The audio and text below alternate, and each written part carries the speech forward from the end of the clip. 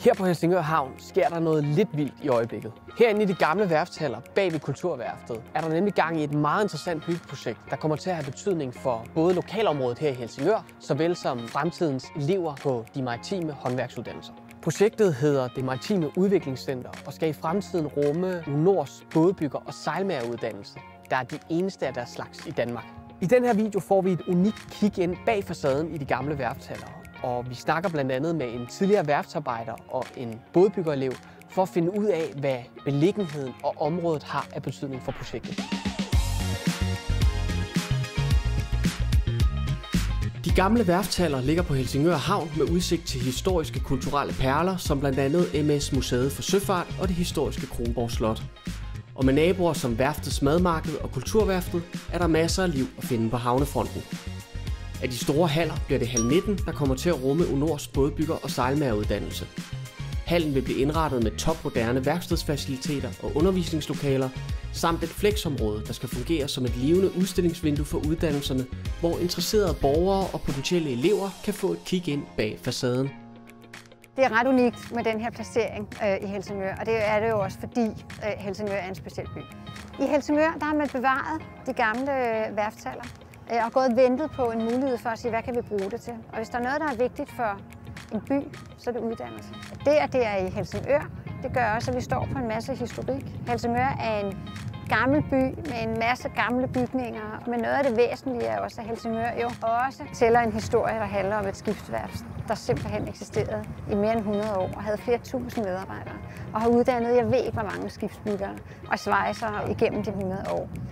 Så det at være placeret i en ramme med så meget historik og så kunne uddanne til fremtiden, det er simpelthen unikt, og jeg tror ikke, det findes andre steder i verden.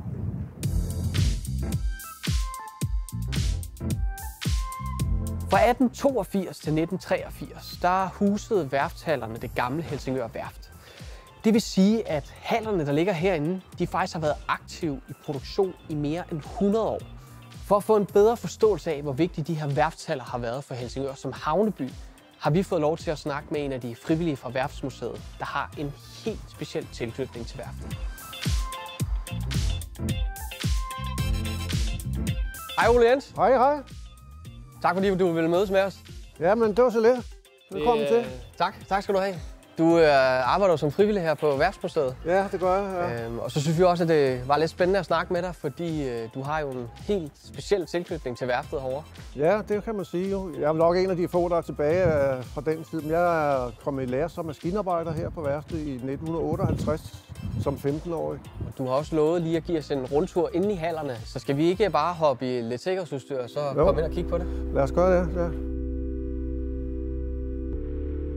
Ole Jens, nu er vi jo kommet ind i hal 14, og som jeg kan forstå det, så var det jo her, du havde din daglige gang dengang du var knyttet til værftet. Er det korrekt forstået?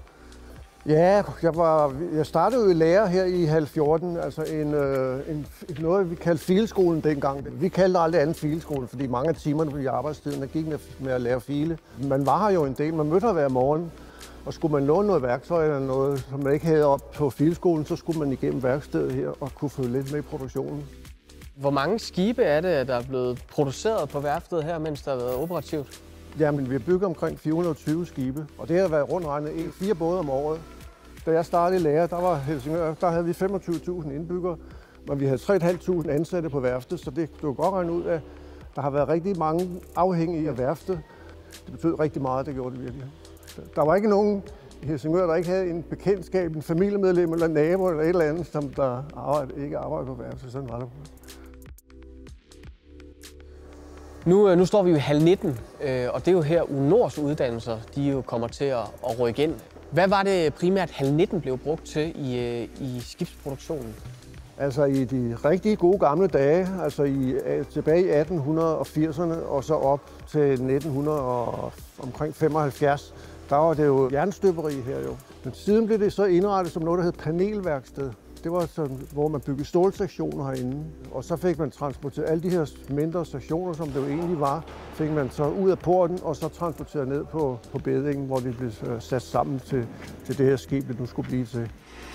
For sådan en gammel værftsarbejder som dig, hvad betyder det så egentlig, at man om nogle år i selv samme haller vil kunne finde fremtidens bådbyggere og sejlmager?